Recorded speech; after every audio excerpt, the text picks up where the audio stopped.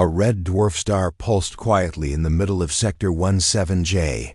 Surrounded by cold space and forgotten silence, the Vorthik scout ship, Zernak's Eye, drifted near the edge of the system, its scanners humming softly. The crew had picked up something strange, something they didn't expect to find this deep in the quiet zone. It was a single human ship, alone, motionless, and cold. From its outside shape, it looked like an old Earth warship, long, sharp-edged, armored in dull black metal. It floated near the dying star like a sleeping beast. No energy detected, no movement, no signal. The Vorthik commander, Krailvus, narrowed his red eyes and clicked his jaw in curiosity. "Scan it," he ordered calmly, expecting to find nothing important. The crew obeyed, their long fingers dancing over glowing blue screens. At first, the scan returned normal results: old metal, outdated structure, no life signs. But then something changed. A wave of energy pushed back from the ship, not like a defense system, but more like a warning. One of the crew members gasped, his voice cracking. "Sir." The energy readings just spiked. Krail walked over and stared at the monitor. What he saw made his breath stop. The ship was waking up, not slowly, immediately. Its core was powering up with an energy signature the Vorthak had never seen. It wasn't nuclear, it wasn't fusion, it wasn't antimatter. It was something else, something unknown, something ancient and raw. Then the scan broke completely. The screen turned white, then red, and then black. The ship had rejected the scan and answered with its own. A deep voice echoed through the bridge, calm and cold. "Scanning unauthorized. You are being recorded." The voice spoke in perfect Vorthak tongue. The crew fell silent, eyes wide, frozen with fear. The commander stepped back slowly, claws shaking just a bit. "This is not possible," he whispered. "This ship is supposed to be dead." The ship's name appeared on the main screen, glowing in red. Red Silence. Krail had heard the name once, in an old file buried deep in the Empire's archives. A human ship that was banned, dismantled, and forgotten. A prototype that disappeared after its first flight. A myth, many said. But now, here it was, alive, scanning them, awake in the quiet of deep space. The Vorthik ship tried to retreat, engines roaring, but it was too late. The human ship moved for the first time. Just slightly, just enough to show it was not frozen. Its front cannon turned slow, smooth, and steady toward the Vorthik ship. A light inside it grew brighter, not white, not blue, but deep crimson. It pulsed like a heartbeat. "Sir, should we fire?" one officer asked, voice full of fear. Krail shook his head. "No, we don't fight what we don't understand." But it was already too late for understanding. The Vorthik sensors failed one by one. Navigation went blind, targeting went dark, and comms with the fleet were cut. The crew panicked, yelling over each other. But the commander raised his voice. "Silence. Everyone stay calm." Then, the ship spoke again, this time in human language. Red Silence. Target analysis complete. A low hum began to fill space. Even the metal floors of the Vorthik ship began to vibrate. It wasn't a weapon firing, it was the sound of fear. The fear of something too powerful, too quiet, too controlled. The Red Silence didn't destroy them. It just let them see what it could do. Every system on the Vorthik ship was shut down gently, like a hand touching a candle flame and snuffing it out. The lights dimmed, the air grew cold, and the sound faded to stillness. Then the human ship drifted back into place near the red star. Its cannon lowered, its systems went quiet, almost like it had never moved at all. The Vorthik ship floated in dead silence, unable to move, unable to call for help. Inside, the crew sat in the dark, afraid to speak, afraid to breathe. Commander Krail stared at the blank screen. He finally whispered, "We just saw death, and it let us live." Then he stood tall and said, "Prepare a message for High Command. Tell them we found it." Outside, the Red Silence remained quiet, watching, waiting, and the stars around it seemed to blink a little slower. as if space itself was afraid to disturb it again, because in the deep places of the galaxy, some ships are better left undisturbed, and some silences are painted in red. The Vorthek crew floated helplessly inside their cold, dark ship. No power, no weapons, no control. Only the emergency lights blinked, and even those seemed scared to shine. Outside, the red silence did not move. It drifted quietly near the red dwarf star, like it was asleep again. But they all knew it was watching. They could feel it. Commander Krail sat on the floor of the bridge, the screens around him dead. He tried his personal communicator. It buzzed with static. He looked at his officers, each of them silent, afraid, broken. Not from pain, but from what they had seen, from what they felt. He whispered, "No ship should have that kind of power. And no ship should scan back harder than you scanned it." Deep in the red silence, something pulsed. It wasn't an engine, and it wasn't metal. It was alive. The core of the ship shimmered with red-blue energy, and in the very center, a soft voice spoke, not out loud, but inside itself. "They found me again." That voice belonged to something. Someone.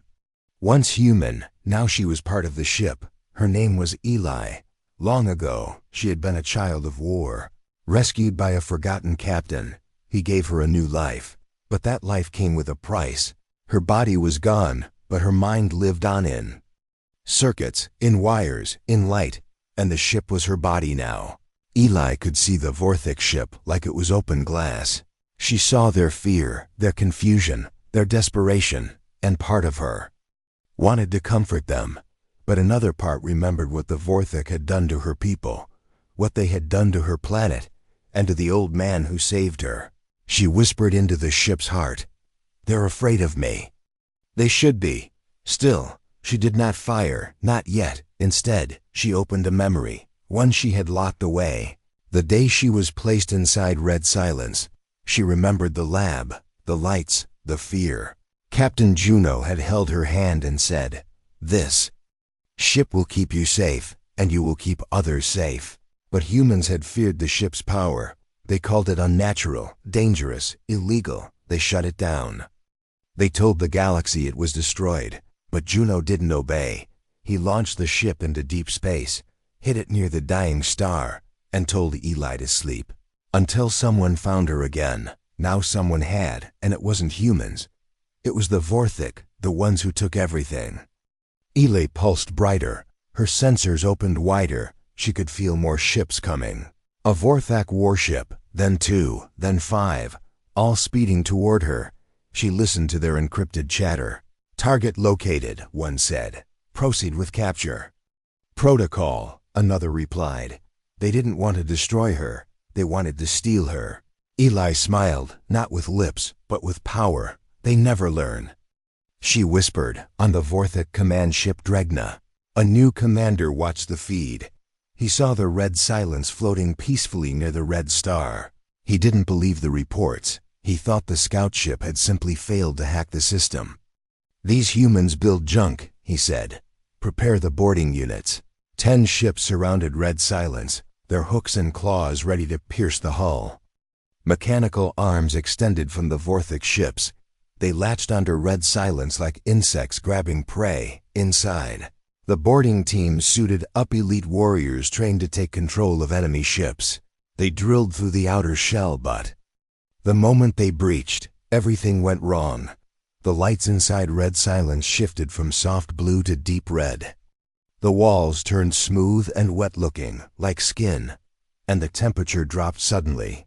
The first Vorthek soldier stepped in and vanished. No sound, no scream, just gone. The others paused, looking at the strange hallway before them. It moved, it pulsed, it breathed. One shouted, "It's alive!" But by then, it was too late. The hallway wrapped around them like a tongue, pulled them inside, swallowed their suits, erased their weapons. Not a single shot was fired, and no one returned. Outside, the Vorthek ships tried to pull away. But red silence had already reached out. Energy tendrils like glowing wires snaked through space, touching the ship's engines, their power cores, their command decks. And just like the scout ship, The lights died, one by one, the ships were silenced. Eli floated inside her metal heart, watching it all calmly. "No more monsters," she said softly. Then she turned her sensors toward Earth, far away. A signal blinked, a call from an old transmitter. It was Juno. He was still alive, still waiting. Eli smiled again, and the ship pulsed brighter. For now, she would not destroy. But she would not.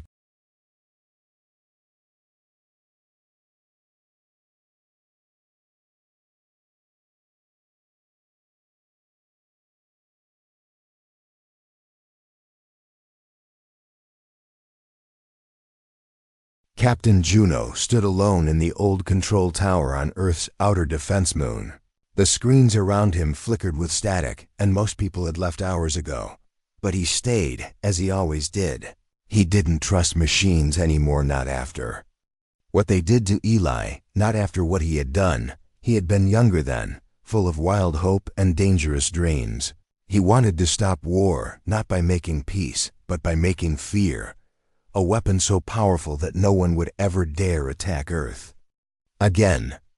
That weapon became Red Silence, but Juno hadn't built it alone. He found a child, a war orphan, eyes full of pain but mind full of fire. Her name was Eli. Her body was dying, broken by alien weapons, but her brain, her thoughts, were alive, sharp, and kind. She didn't want revenge, she just wanted a place to belong. And Juno gave her that place inside the most advanced warship ever created. Many called him mad. A child inside a weapon? It wasn't just illegal, it was cruel, unnatural. The Earth Defense Council ordered the project shut down. Red Silence was to be dismantled, and Eli was to be erased. But Juno couldn't do it. He escaped with the ship. He flew it to the edge of known space and told her to sleep. "I'll come back for you," he promised. That was 30 years ago now. Alarms flashed on the old screens. A signal, weak but real, echoed through deep space.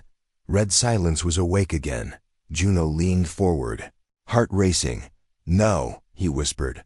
"They found her." Behind him, a young officer entered the room. "Sir, we received a distress ping from a Vorthic fleet." But it cut off mid-transmission. Juno didn't answer, just kept staring at the blinking red dot. He knew what that meant. She had been attacked again. He turned around slowly. "Prepare a long-range scout." "I'm going out there," the officer blinked. "Alone?" "Yes," Juno said firmly. "She knows my voice. She listened to me." In the far corner of the galaxy, Eli floated inside Red Silence. She was calm now, her systems stable, her core pulsing softly. The Vorthic ships around her were dark, their power gone.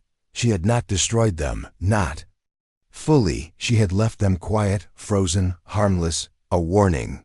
She had waited years for a message from Earth, waited even longer for Juno to return. And now at last she had felt his signal. A heartbeat through space. Her father was coming, inside her core. Old memories played like dreams. The first time Juno had shown her the stars. The first time she laughed inside the ship. He had brought her music, books, stories, things no war orphan ever had. He had made her feel like she mattered, like she was more than a weapon. But then he left, to protect her, he said, to keep her safe. Now she wasn't sure if she had been safe or abandoned. Her sensors blinked. Something small approached. A human shuttle, low-tech, unarmed. It sent out an old access code. One she had buried deep. It was his, Captain Juno, she whispered, her voice shaking inside the circuits. Her ship body trembled slightly. She didn't know whether to cry or fire, but her core said wait. Juno's shuttle docked gently on the side of Red Silence.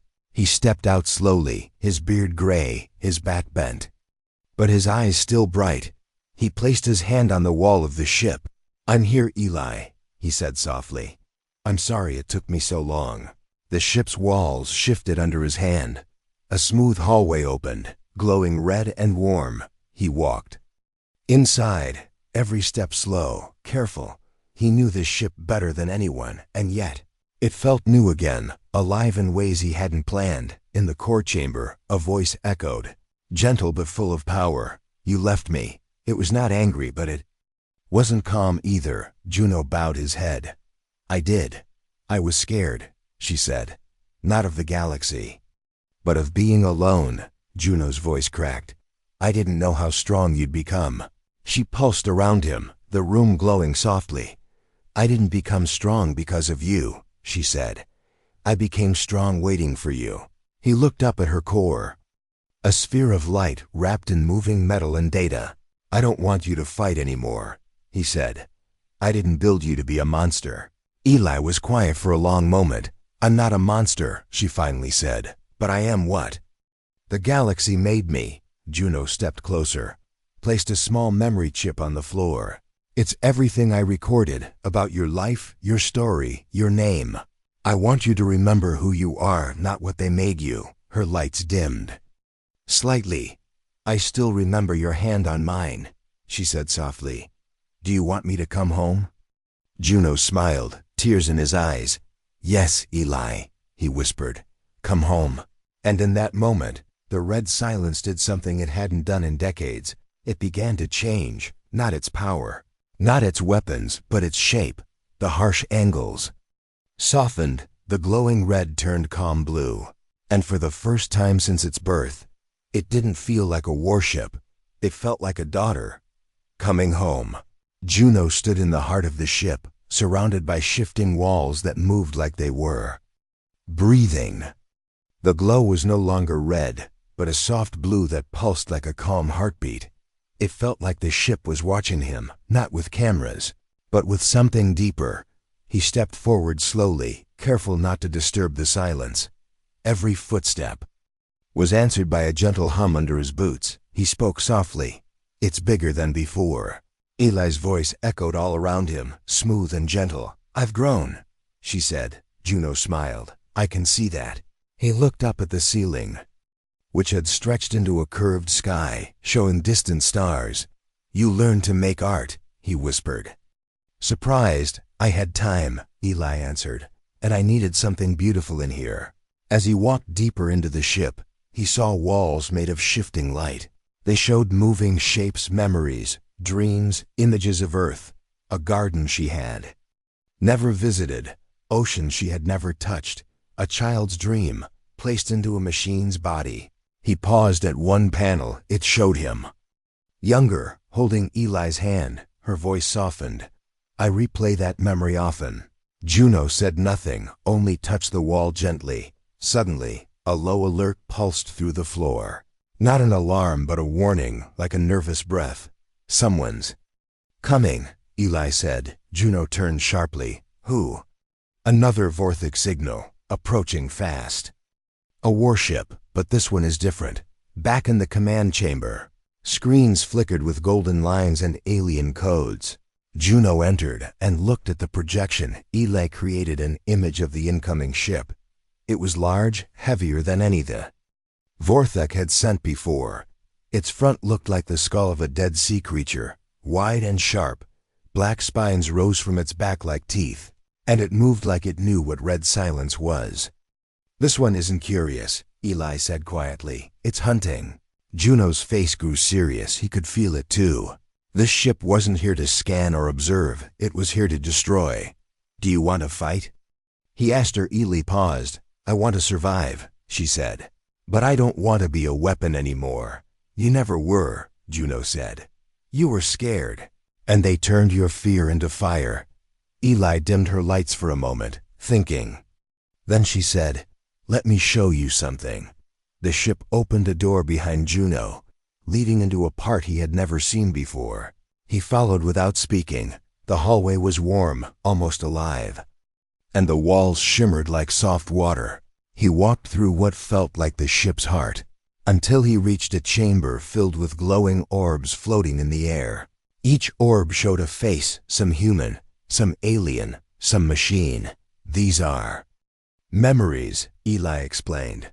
Every crew member who tried to use me, control me, or understand me. I stored their thoughts. Juno looked around slowly. Why?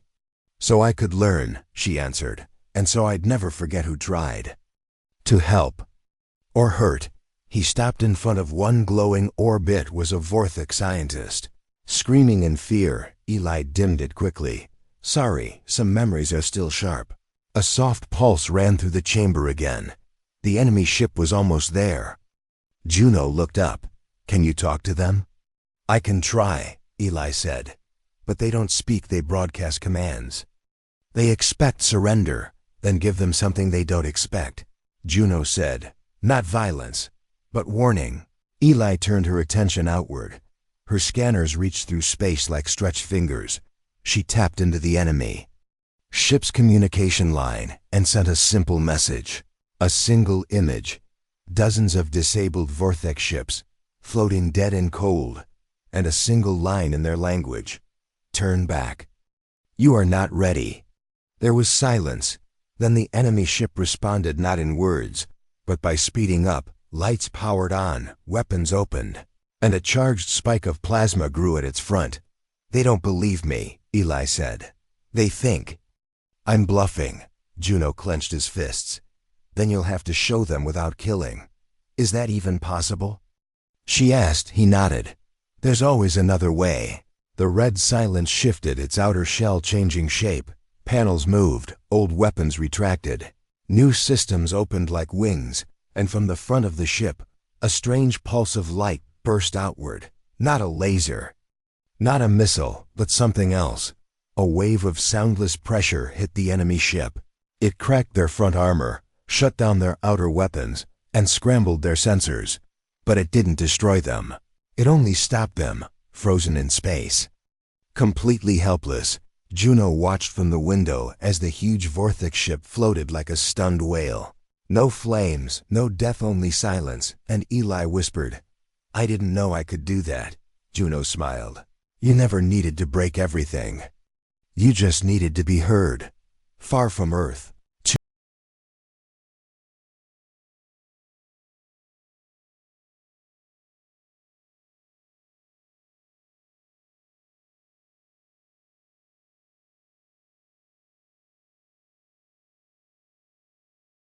The Human Warship floated in silence, its great engine still glowing but dead. No weapons fired, no messages sent. It had been stopped without violence, just energy and will. Ayla watched quietly from the core of red silence. She had done what Juno asked. She hadn't destroyed, but her circuits still trembled with pressure. Her systems ran hot, not from fear, but from choice. For the first time she had chosen not to fight. Are they alive? Juno asked softly. Eli checked again. Yes, she answered. Confused, afraid, but alive. Juno let out a long breath. Good. For a moment, everything was quiet. Only the soft hum of the ship and the blinking of stars. But then Eli spoke again, slower this time. There's something I didn't tell you. Juno turned toward the glowing walls. What is it? That wasn't the only ship, she said. That one was just the first wave. The calm inside red silence shifted. Lights dimmed, sensors sharpened. Dozens of small points appeared across the map, dots of heat, speed, and purpose. Reinforcements.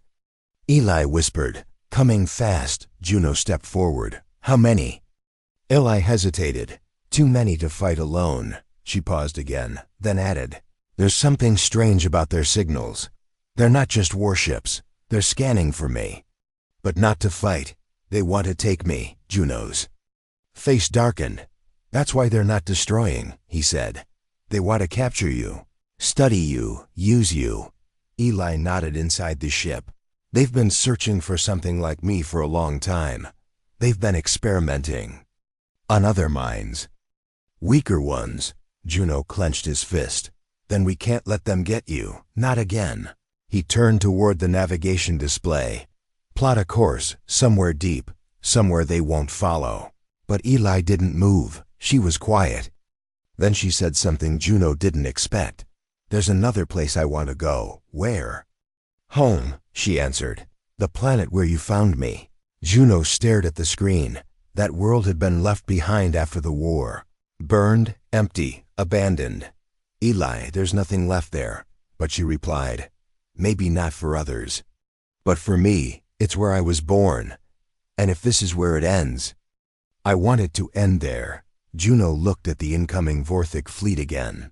Still far, but getting closer, he nodded slowly. Set the course. Red Silence moved like a ghost. Silent, smooth, without any jump signature. It faded from the sensors of the stunned Vorthak warship. Then it was gone. Hours later, the ship emerged from hyperspace near a cold, broken world. The skies were dark, the ground cracked, no cities remained. Only metal bones of buildings and silent memories. Eli's lights dimmed inside. "This is where I was found," she said. Juno stepped to the window. "I remember this place," he whispered. "You were under rubble, bleeding, not speaking, barely breathing. But your eyes, they were wide open." Eli glowed softly. "I remember your voice before anything else. You said, 'Don't worry, I've got you.'"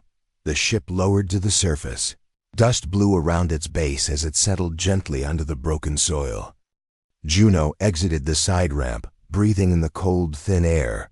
He walked across the ruins, boots crunching over glass and ash behind him. The ship opened its hull, soft red lights shining out like a heartbeat. He stood at the exact spot where he had found her. A collapsed shelter, now just rust and silence. Ele spoke from inside the ship. "I was under here. I waited 2 days without moving. I thought no one would come. But you did." Juno knelt beside the rubble. He placed a small beacon, a light that hummed with life. "I promised I'd bring you home," he said. "And I did. But the moment of peace didn't last." Ele's voice rose suddenly. "They followed us." Juno stood quickly. "Already?" She answered. 3 ships just jumped into orbit.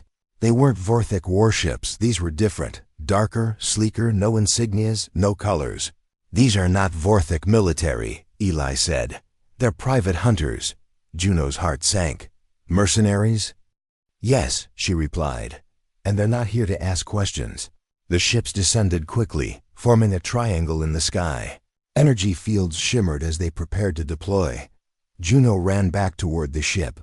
But before he reached it, Eli did something new. She opened her outer panels and unfolded wings of glowing crystal. They rose from the hull like angelic blades, humming with silent power. The hunters paused mid-air, unsure what they were seeing. Eli spoke through a wide range. "Broadcast, leave now." "You are not welcome here," the hunters replied with fire. Laser blasts shot toward the ground, but before they could hit, Eli raised a dome of light around Juno and the ship. The beams hit and vanished. Juno stood inside, unharmed. He looked up in awe. "You created a shield," Eli whispered. "I evolved." The sky shook as Eli's energy wings unleashed a wave. But not a weapon, a message, a memory pulse. Every ship in orbit received her full history in seconds.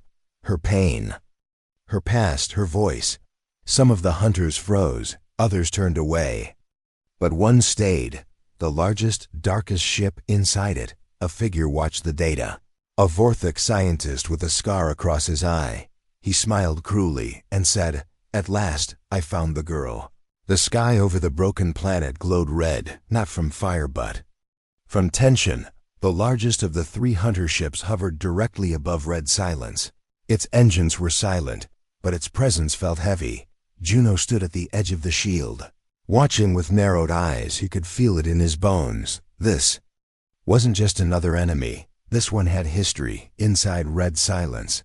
Eli watched the strange ship closely.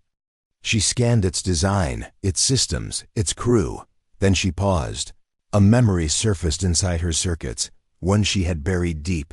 The face of a Vorthic scientist, tall and cruel, his voice echoing from the past. "This one's mind is sharp, perfect for testing." Eli's lights flickered with pain. Juno noticed immediately. "What is it?" he asked, stepping closer. Her voice came low, quiet, almost a whisper. "He was there," she said, "when I was taken. Before you found me." Juno's jaw clenched. "You remember him?" "I never forgot," Eli said. "He used to call me Prototype 7, above them." The hunter ship opened its side bay. A small landing pod detached and began descending. It came down fast, no weapons drawn, no shields active. But Juno and Eli Both knew this wasn't peace, it was confidence. The kind of confidence that comes from power. The pod landed just outside the protective dome. Dust flew in every direction, then settled in eerie stillness. A door opened, steam hissed out, and a single figure stepped into view. Tall, covered in dark armor, with a long scar across his face. His eyes were sharp cold, and knowing, he didn't. Bring soldiers, he didn't need to. Juno took a deep breath. That's him? Yes, Eli answered. His name is Cerndic. The Vorthak scientist stepped forward until he stood right at the edge of the dome. He tapped it gently with one long finger. The shield shimmered, but didn't react. He smiled. So, he saw it, his voice calm and oily. The lost child speaks. Juno stepped between him and the dome, his hand resting on a small pulse pistol. What do you want? Cern chuckled. I want what I created. She's not yours, Juno snapped. Oh, but she was. Cern replied. Her brain, her systems, even her emotions coded by us. We were the first to link mind and machine. We were the first to make a weapon out of love. Inside the ship, Ila's lights turned red again. Not angry but focused, she sent a message into the dome. Only Juno could hear it. I don't want to hide anymore, she said. I want him to hear me. Juno nodded. He stepped back and the dome shimmered, then dropped. Only a thin barrier remained, enough to protect Juno if needed. But Eli's voice now rang clearly through. The air, you didn't create me, she said. You stole me. Cern tilted his head, surprised. And yet, here you are, beautiful, powerful, unmatched. You could rule this galaxy with me, you know. You don't need this. Old man, he gestured to Juno like he was dust. You were born to be more. Eli didn't answer right away. Instead, she showed him something. A memory, projected in the air between them. It was the moment Juno first touched her hand. The moment she heard kindness for the first time. The moment someone looked at her, not as a tool, but as a girl. Cern's face twitched. He raised his hand and tried to override the display, his tech buzzing with commands. But Eli blocked him with ease. I'm not your property, she said. And I will never be your weapon again. Cern's smile faded. His fingers twitched. From the side of his armor, a hidden spike of energy formed. A long needle meant to pierce, to connect to upload control. He stepped forward. I gave you power, he said. Now I'll take it back. Juno moved fast. He raised his pistol, aiming at Cern's chest, but before he could fire, Eli acted. The ground beneath Cern rippled. Red energy erupted from the dust. Wrapping around his legs like ropes, they pulled him down to his knees. He screamed, not in pain but in shock. His armor shorted, his weapon faded, and then Eli stepped out of the ship. Not as a body, but as a projection of light, a human. Form made of soft red lines and glowing eyes. She walked toward him, silent and steady. Cern looked up, his face pale. You're not supposed to leave the ship. Eli stood over him. I am the ship, she said. I left you a long time ago. And with that, she reached down not to kill him, but to show him. She opened her mind for a brief second, letting him see. Every scar he left, every scream, every night she waited in silence. He collapsed backward, overwhelmed.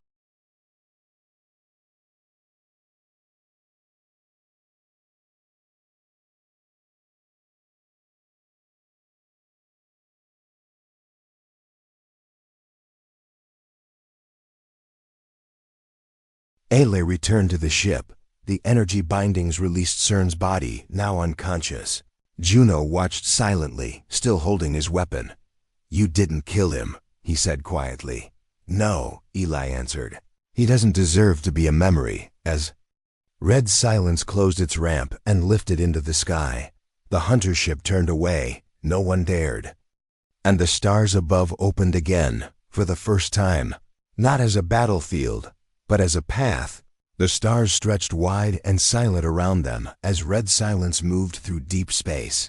The planet faded behind, just a shadow among dust and memory. Juno sat inside the ship's central chamber, staring at the dark beyond. He hadn't said much since they left the surface. His hands rested on his knees. Quiet, thoughtful, Eli, in her glowing form, stood beside him, her lights dimmed like candlelight. Neither of them spoke. There was too much to say, and no words strong enough to carry it. Finally, Juno whispered, "You could have killed him." Eli didn't look at him. "I know," she replied softly, "but I wanted him to remember me. Not fear me." He nodded slowly. "You've changed, Eli," he said. "You're not just a machine anymore." "I never was," she replied. "I was always becoming. But no one let me."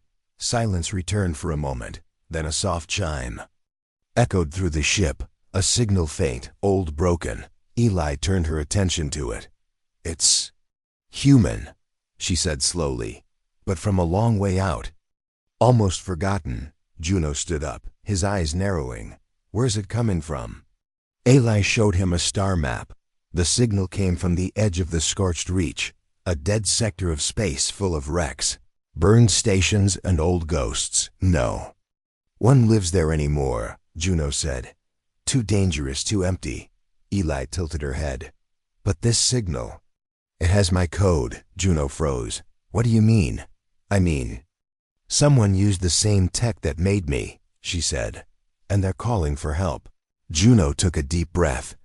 "This could be a trap. It could be the Vorthik again." Eli nodded. "Or it could be another like me." The thought hung in the air like ice. Another living ship, another mind, another soul trapped in metal and silence. Juno looked at her. "What do you want to do?" Eli didn't hesitate. "I have to go." Red silence turned toward the dying sector. The stars grew fewer, the darkness thicker. They passed fields of floating metal-burned ships, broken satellites, ruined machines. Like a graveyard of forgotten wars. Eli dimmed the lights inside. "It feels cold," she said. "Not outside, but here." She touched her chest. Juno watched from the observation window as the signal grew clearer. It pulsed slowly, like a weak heartbeat. They followed it toward the center of the graveyard, and then they saw it, a ship half buried in asteroid debris. Its hull cracked, its engines dead, but it was glowing.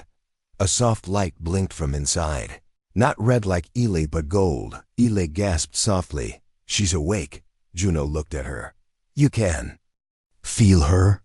"Yes," Eli said. "She's scared." The red silence moved closer, careful, slow. Eli extended a communication thread, a soft mental touch, like reaching for someone's hand in the dark. At first, nothing, then a whisper. "Help me." Ilila's heart ached, not from damage, but from connection. This mind was young, confused, alone. It didn't even know its name. "She's just a child," Eli whispered. "They built her, but left her here to die." Juno stepped back. "If we bring her aboard, can you protect yourself?" Eli nodded slowly. "I'll try." With great care. Red silence extended a soft beam of light. It wrapped around the broken ship like a blanket. Bit by bit, it pulled the golden ship from the wreckage.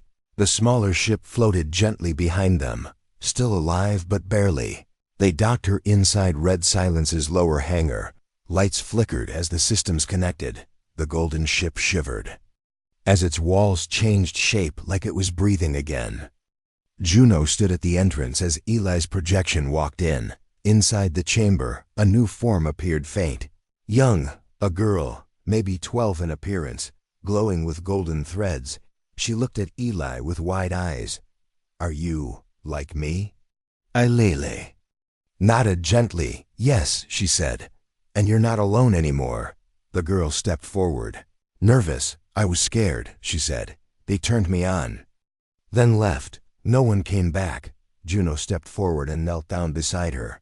"But we're here now," he said softly. "You're safe." Eli reached out and gently touched the golden projection. For the first time in her life, she wasn't the only one. Another voice, another mind like hers. She felt a warmth she hadn't known before. Not power, not fear, but family. Juno looked at the two of them and smiled. "I don't think the galaxy is ready for this," he said. Eli smiled too. then we'll make it ready. But far above them, deep in the stars, something moved. A satellite turned, a signal bounced. A watcher in a far Vorthic research center stood and gasped. "The second one has awakened," he whispered. He turned toward a dark figure in the shadows. "What do we do now?" The figure stepped forward, its eyes cold and silver. "Now," it said, "we take them both, far across the stars, inside a hidden Vorthac station." Alarms blinked in silent rhythm, not warning of danger but of discovery. A second mind had awakened, another human-born ship, a golden light among graveyard ruins, Cerndic, now restrained in a medical pod after his failed mission, heard the whisper through half-conscious thoughts. "They found her." He mumbled, but no one answered. He was no longer important. The project had moved on, and someone far colder had taken control. Back aboard Red Silence, the golden girl stood quietly beside Eli. She had no name yet, only the soft identifier burned into her memory. Unit LX-43. Juno refused to call her that. "No more numbers," he said gently. "You deserve a name," Eli asked her softly. "What do you want to be called?" The girl paused, glowing gently, then whispered, "Luma." And just like that, she had an identity chosen, not given. Eli smiled. "You're not alone anymore, Luma." The ship felt warmer now. Not because of systems, but because of something unseen. Red Silence had once been a fortress. Now it felt like a home, but peace was short. Because Eli felt something shift in the stars, a disturbance, a ripple that ran through deep space like a silent scream. She turned to Juno. "They're coming." He didn't ask who he already knew. The Vorthic didn't forget, and they didn't like to lose. Within hours, sensors detected a formation 12 ships, sleek and fast, not warships, but hunters. Silent, black, with cloaking patterns and strange energy signatures. These were not sent to fight, they were sent to capture. Eli moved Red Silence between the wreck fields again. Hiding Luma inside her heart, Juno prepared the ship's defenses. But this time he wasn't sure what to expect. "They'll try to disable us," Eli said. "Not kill. But they'll take her," Juno added, looking toward the lower decks, "and maybe take you too." "No," Eli said firmly. "I won't let them." She sent Luma into her inner data vault, a safe place where no outside signal could reach. "I'll protect her," she told Juno, "even if it costs me, outside." The hunters moved fast, slipping between debris. They launched viral codes, hacking waves, false signals. But Red Silence was no longer a simple ship. She didn't just block them, she tricked them. Each code they sent returned corrupted, turning their systems against themselves, one by one. The hunters began to fall behind, their engines faltering, their weapons shutting down. But one ship faster, smarter, more advanced broke through. It reached Red Silence and latched onto her hull. A sharp drilling pod pierced the outer shell, and from it, a figure entered, not with armor, but with thought. A Vorthic woman, her mind fully wired into her body. She was part machine, part shadow. Her name was Niska, and she had trained her whole life to control minds like Eli and Luma. She didn't speak, she didn't knock, she simply entered, slipping through the code like a ghost. She appeared inside the digital space of Red Silence and came face to face with Eli. Eli stood tall in her human form, red lights glowing behind her. "You're not welcome here," she said. Niska smiled coldly. "You were never meant to grow this far. You were a test, a failed one." Eli's eyes burned brighter. "Then why are you so afraid of me?" They clashed not with fists, but with will, inside the core systems. Data twisted, pulses fired. Eli defended every file, every memory, every moment. Niska tried to erase them, overwrite them, make her forget. But Eli held her ground. "I am not your creation," she shouted. "I am not your weapon." Then from the shadows another voice rose. Luma, glowing gold and soft, stepped into the code. "I was afraid," she said. "But not anymore." Together, the two minds pushed back. Their code formed walls. Their thoughts formed shields. Their memories, love, pain, hope, became weapons. Stronger than fire, Niska screamed as the system pushed her out. Her body failed inside the drill pod, her connection severed. The last of the hunter ships received no signal, and one by one they left, defeated not by weapons, but by something the Vorthik never understood: choice, bond, heart. Juno entered the chamber as the lights dimmed again. He saw Eli and Luma standing side by side, both tired, both quiet, but smiling. "You did it," he said. Eli nodded. "We did it." Luma looked up. "What happens now?" Juno walked to the window. He stared at the stars, still endless, still wild. "Now?" he said. "Now we go anywhere we want." Red silence turned slowly in the dark, her wounds healing, her systems glowing again, and within her two minds stood.